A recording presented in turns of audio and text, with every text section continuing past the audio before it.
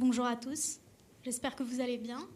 Alors, je m'appelle Rita Lemendez et je suis au planning stratégique de Publicis Conseil. Alors, la première question que j'ai à vous poser, c'est est-ce que vous savez ce que c'est que le planning stratégique? Vous avez le droit de ne pas savoir. Oui? Tu peux me dire ce que c'est pour toi? C'est toi qui as dit oui? Ouais. Bon, c'est pas grave, je vais vous dire ce que c'est. Le planning stratégique, c'est élaborer les stratégies des marques et orienter la création. En fait, on est un peu le cœur et la tête des gens. On représente les gens dans une agence. Et donc, pour les comprendre, pour être au plus juste auprès des marques, on a besoin de comprendre la culture. C'est pour ça qu'on fait des études de tendance sur des sujets divers et variés. L'étude que je vais vous présenter, elle est sur la nuit. Pourquoi sur la nuit? Parce que pendant 2 ans, on nous a en quelque sorte volé la nuit. Avec le confinement, avec le couvre-feu, voilà, il n'y avait plus de nuit, ou en tout cas, le jour et la nuit étaient complètement mélangés, floutés. Donc on s'est dit, tiens, ça serait intéressant de faire une étude sur la nuit, et on a appris plein de trucs intéressants. Le second volet de notre étude, il sera sur le hip-hop, parce qu'on s'est dit que le hip-hop, le rap, c'était la nouvelle pop. Donc ces études de tendance, on les appelle Cultural Jam, et donc je vais vous présenter là le premier volet. Donc l'étude s'appelle Is Night the New Day? Donc est-ce que la nuit c'est le nouveau jour? Et c'est à cette question qu'on va répondre. Ça c'était une petite musique d'intro pour nous mettre dans l'ambiance. Alors on a toujours pensé dans l'imaginaire collectif que la nuit c'était le domaine des insomniaques, des vampires, des taxi drivers et des oiseaux de nuit. Je suis sûre qu'il y en a parmi vous. Mais en fait, derrière la nuit, il y a beaucoup plus que ça. Il y a des lifestyles, des cultures, des comportements qui émergent et qui changent. Alors ça, c'est notre agenda, c'est ce que je vais vous présenter aujourd'hui. La première partie, c'est Night is Big. Là, on va voir en fait à quel point la nuit est ultra active, à quel point la nuit est un terrain de jeu énorme, aussi grand que le jour. Sur cette étude, il faut savoir qu'on s'est basé sur de la data. Donc, j'ai travaillé avec Paul, qui est là, et avec Florian, qui n'est pas là, mais qui est data scientist, donc qui digue dans la data comportementale, dans les réseaux sociaux, etc., pour me dire à moi, qui suis planeur stratégique, tiens Rita, il y a des signaux qui sont intéressants, qu'est-ce qu'il y a derrière selon toi? Donc, c'est comme ça qu'on travaille. Là, je vais vous montrer en fait des chiffres qui montrent à quel point la nuit est un terrain de jeu énormissime. Donc, c'est une petite vidéo. Je la fais passer.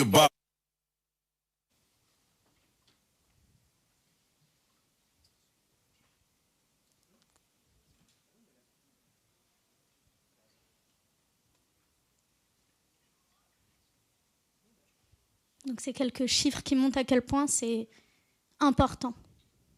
Une personne sur 5 travaille la nuit en France. 11 millions de personnes sont réveillées après minuit au UK. En fait, quand on est au lit, ce qu'on fait le plus, c'est scroller Instagram.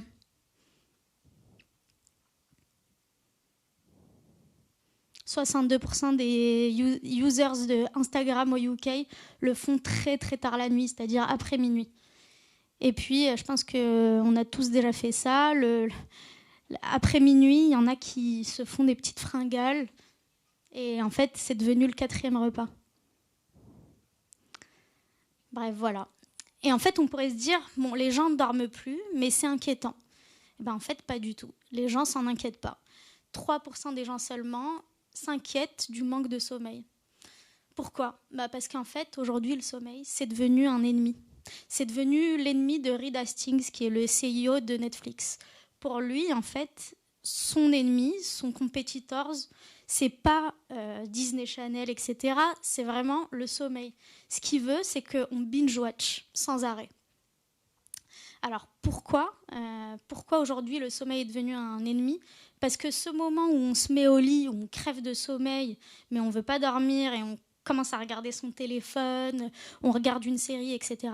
Mais en fait, c'est le seul me time, c'est le seul moment à soi, parce que tout le reste de la journée, on est joignable via notre téléphone, on a des choses à faire, on n'a pas de moment à soi. Ce moment où on se met au lit, c'est vraiment le moment où on a envie de profiter et de faire ce qu'on veut. Et c'est pour ça que quelque part, on se venge de notre journée, de notre manque de liberté la journée, en faisant absolument ce qu'on a envie, quitte à dormir plus tard. Alors, la nuit, c'est pas de rest and relaxation, du repos et de la relaxation. En fait, la nuit, c'est de la R&D, c'est de la recherche et développement. C'est de la R&D pour de la culture, parce qu'on a tous dans notre imaginaire ces poètes qui écrivent la nuit. En fait, nous, on est aussi un petit peu comme ça. C'est-à-dire qu'il y a beaucoup de personnes qui sont beaucoup plus productives, créatives la nuit. La nuit, c'est aussi le moment où on expérimente. On a nos premières fois. Première fois au théâtre, premier karaoké, première fois qu'on dit ou qu'on reçoit un je t'aime, premier stream Twitch, premier Uber.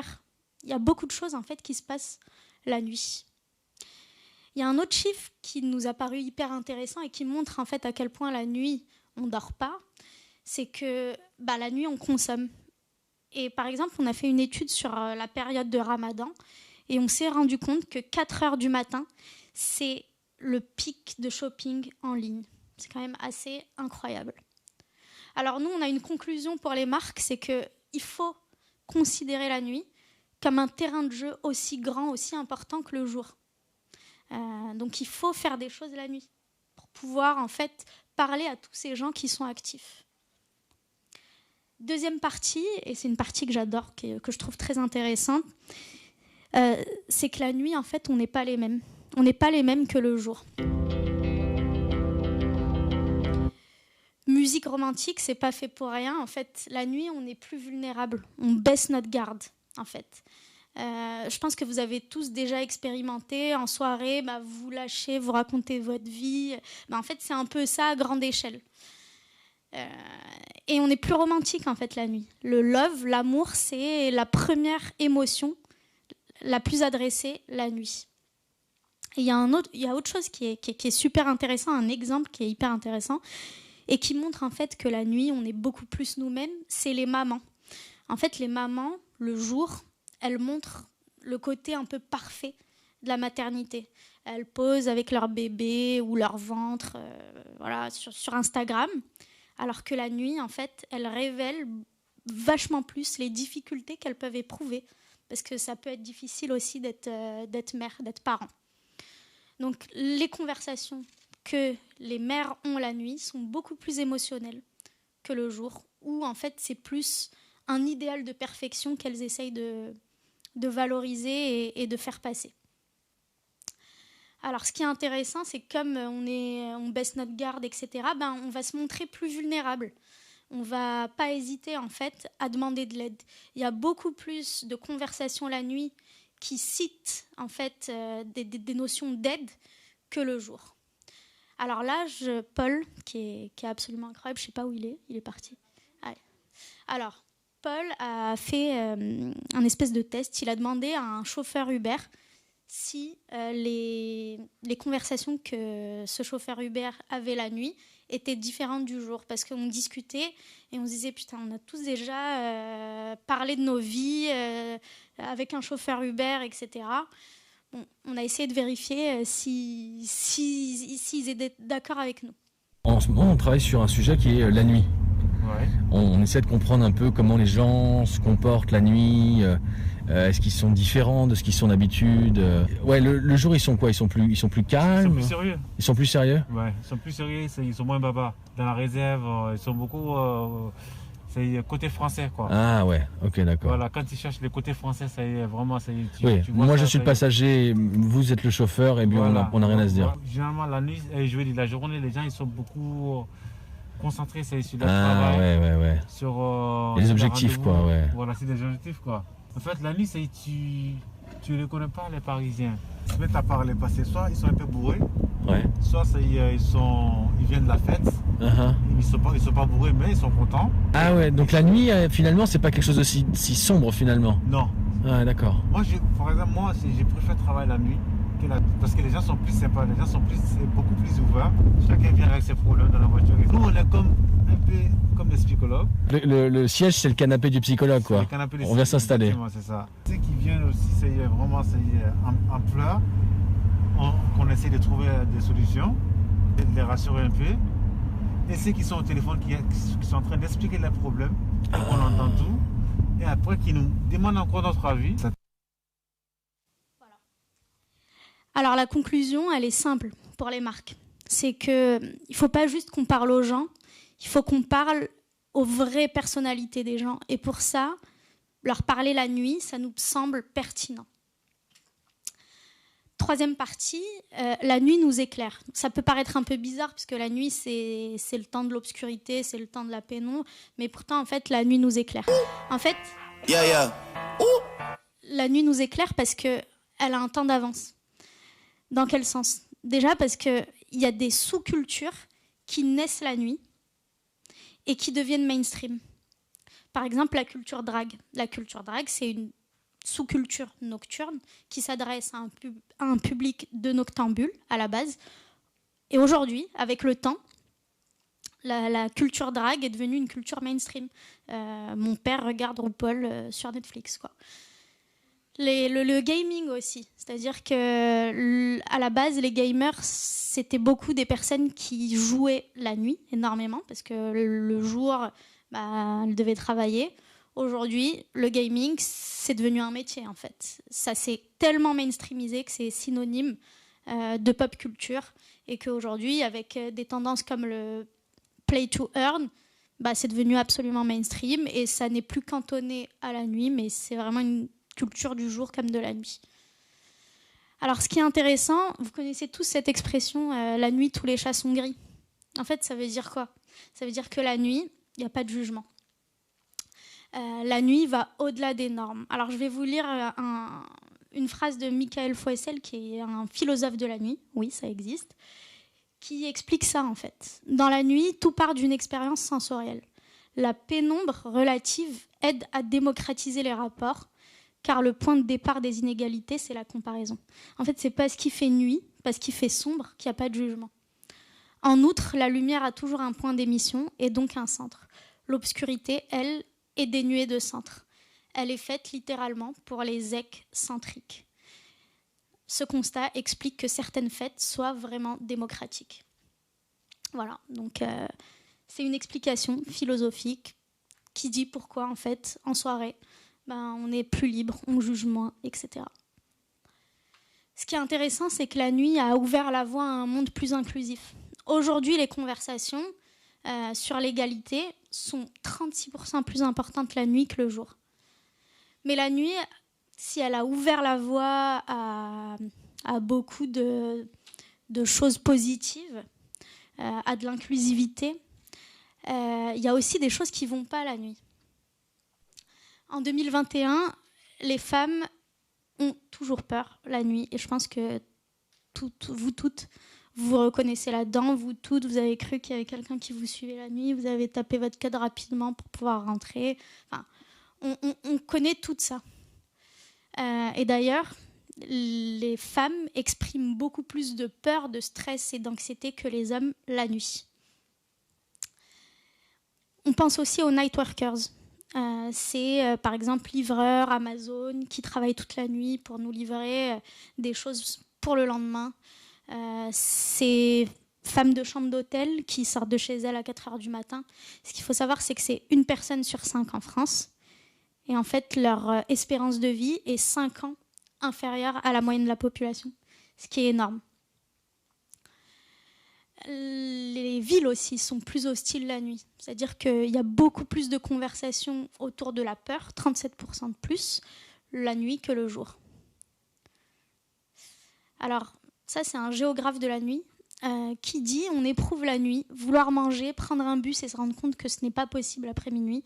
chercher des toilettes publiques et se rendre compte qu'elles sont fermées, vouloir grignoter un truc et chercher en vain un établissement ouvert, traverser la ville et prendre conscience qu'il fait vraiment noir en périphérie. C'est vrai que la nuit, la ville est vraiment beaucoup plus hostile, beaucoup plus difficile à appréhender. Alors, pour les marques, notre takeaway, c'est que les marques peuvent se rendre utiles en résolvant tous les soucis qu'éprouvent les gens la nuit. Comment faire en sorte que les night workers, ceux qui travaillent la nuit, aient des conditions plus favorables? Comment faire en sorte qu'en 2021, les femmes n'aient plus peur la nuit, ne se sentent plus en insécurité?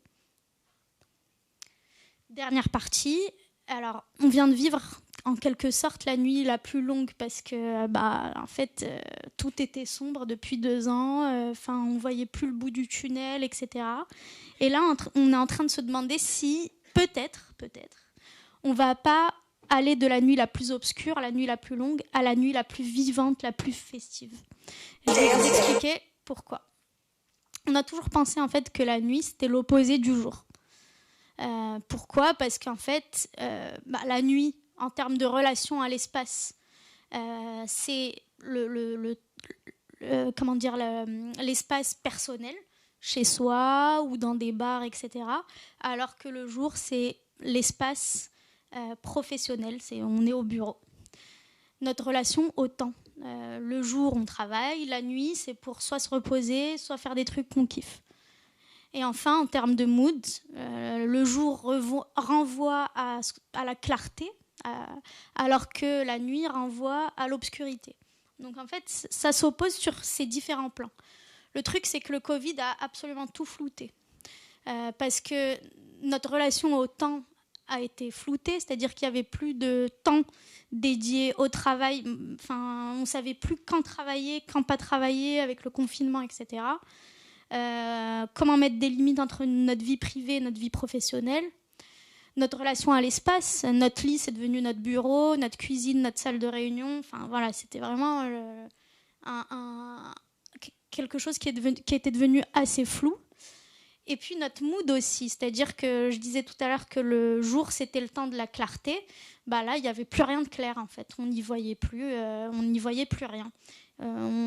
C'est comme si on avançait dans l'obscurité sans cesse. Bon, tout ça pour dire que c'est comme si on avait vécu la nuit la plus longue. Mais si cette nuit la plus longue devenait la nuit la plus vivante, s'il y avait un retournement? Alors, ce qui est sûr, c'est que la fin du couvre-feu a marqué un boost dans le moral des Français incroyable. Pour la première fois de l'histoire, le top emoji utilisé par les gens, c'était pas le smiley qui pleure de rire, mais c'était le smiley festif. Les happy feelings, tous sentiments positifs ont complètement explosé après la fin du couvre-feu. Et en fait, c'est comme si la nuit, parce qu'avec la fin du couvre-feu, la fin du confinement et la réouverture des restaurants, on a retrouvé la nuit festive. C'est comme si la nuit, en fait, allait venir nous guérir, nous guérir de ce traumatisme commun qu'on a vécu. Et c'est vrai que l'histoire a montré que la nuit pouvait guérir de traumatismes collectifs. Je vous donne un exemple. Il y a eu la guerre de 14-18, donc Première Guerre mondiale. Et après ce traumatisme incroyable, il y a eu ce qu'on appelle les années folles, à partir des années 20. Et les années folles, c'était des années de fêtes, de libertinage incroyable. Ça a permis, en fait, quelque part, de guérir, de se relever du traumatisme de la guerre. Et on le voit, on l'a vu, en fait. La nuit peut guérir. C'est pour ça qu'il y a eu ce qu'on appelle des zones d'urgence temporaire de la fête qui ont été créées pendant ces 2 années de crise sanitaire. Alors, le fameux géographe de la nuit dit « Dans nos sociétés et nos villes fonctionnelles et aseptisées, la fête nocturne nous permet de nous retrouver. La fête peut mettre de la folie, des corps, du frottement, de l'imprévu, de l'aléatoire, de l'improvisation contre la surveillance de nos sociétés. Comme toujours en temps de crise, la fête prend une dimension essentielle, un indicateur de bonne santé ou non de nos sociétés. » Alors, pour nos marques, c'est très simple comme enseignement, c'est utiliser en fait la nuit pour aider les gens à guérir du traumatisme qu'ils viennent vivre et les aider en fait à se projeter vers quelque chose d'ultra positif, enfin. Alors, un dernier mot avant de vous dire bonne nuit. C'est que la question de toute cette étude, c'est est-ce que la nuit, c'est le nouveau jour? En fait, la réponse est non, parce qu'il ne faut pas comparer le jour et la nuit. La nuit, c'est un terrain de jeu, un playground qui est distinct et unique. Donc, je vais vous lire une phrase de Isaiah Berlin, qui est un écrivain philosophe. A night culture exists that is conceived not as an extension of the day, but as a way of seeing otherwise. En fait, ce qu'on veut, nous, pour les marques, c'est qu'elles arrêtent de voir tout sous le prisme du jour et qu'elles commencent aussi à penser selon le prisme de la nuit. Voilà. Est-ce que vous avez des questions ?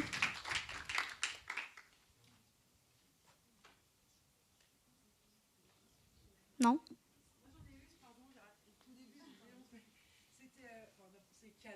Merci beaucoup.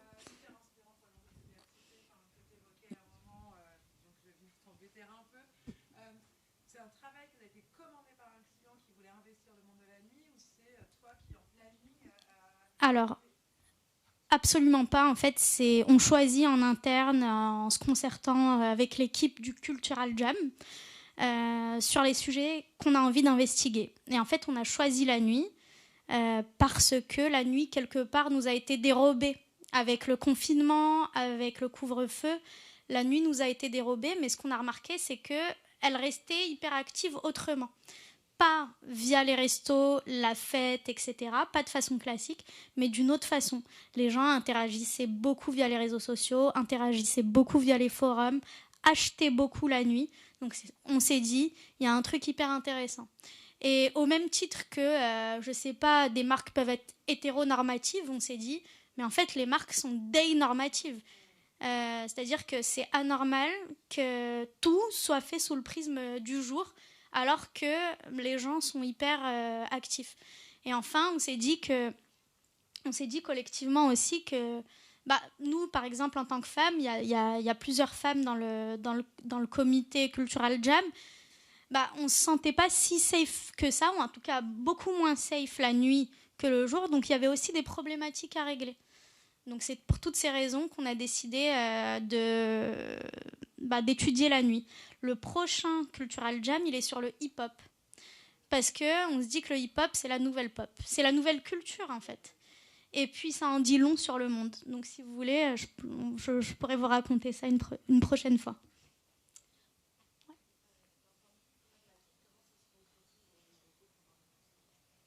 Comment ça se concrétise concrètement ? Alors, nous, ce qu'on fait, c'est qu'après des études comme ça, moi, je vais faire des brainstorming avec les planeurs de chaque marque, parce que chaque planeur connaît hyper bien sa marque. Et on va essayer d'identifier des opportunités. Voilà, comment ça se... Je te dis n'importe quoi, c'est une idée qui n'a pas existé, donc je peux te la dire. On a comme client Carrefour, d'accord ? Carrefour... Moi, je vais m'entretenir avec le planeur Carrefour et je vais lui dire, voilà, en fait, il y a beaucoup de gens qui se font un 4e repas la nuit, sauf qu'ils ont honte, etc. Parce qu'ils ne veulent pas faire de bruit, ils ne veulent pas qu'on les entende, etc. Ils ne veulent pas réveiller leur partenaire. Est-ce qu'on ne ferait pas des snacks avec un packaging silencieux, par exemple ? Ou alors, je vais aller voir le planeur Renault et je vais lui dire, voilà, en fait, les femmes se sentent en insécurité la nuit, en particulier dans les parkings. C'est vrai, il y a un imaginaire populaire. Moi, je ne fous pas les pieds dans un parking seul s'il ne fait pas jour. Hein. Et encore. Est-ce qu'il n'y a pas un truc à faire ? Et donc, quand on a identifié des idées, des opportunités, on fait une recommandation et on présente au client. Voilà.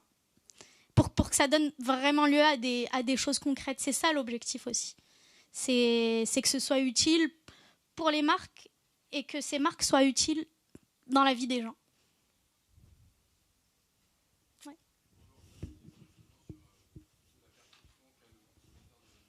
Ouais. Ouais, Michael Foessel.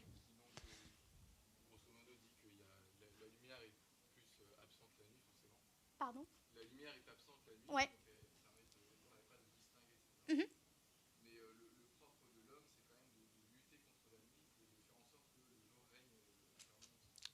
complètement.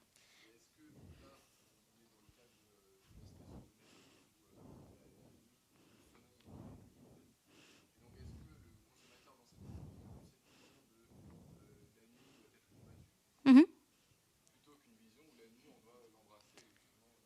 Alors moi, je répondrai. Dis-moi si je réponds à ta question. Moi, je pense que les gens n'ont pas peur de la nuit. Les gens ont peur de l'obscurité, ce qui est très différent. Donc, depuis la nuit des temps, effectivement, les gens luttent contre l'obscurité parce qu'ils y voient rien. Enfin, tu vois, tu peux te faire attaquer. Donc, à la préhistoire ou je ne sais quand, on a inventé le feu pour pouvoir cuire des trucs, mais surtout pour pouvoir voir. Là, aujourd'hui, on a de la lumière dans les villes, etc., pour pouvoir y voir plus clair. Mais je ne pense pas que les gens ont peur de la nuit. Au contraire. Est-ce que ça répond à ta question? Super.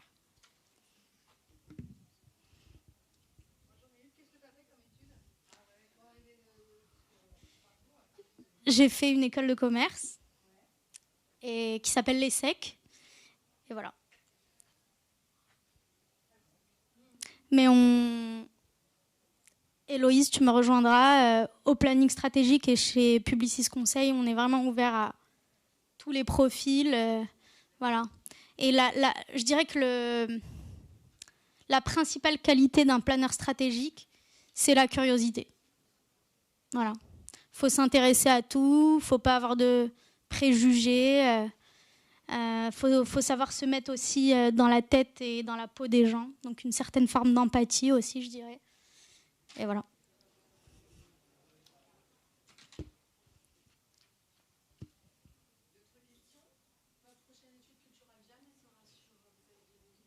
Sur le hip-hop. Sur le hip-hop, parce que pour moi, ça en dit long sur le monde. Je ne veux pas spoiler, mais je pense vraiment que si tu comprends le hip-hop, tu comprends le monde.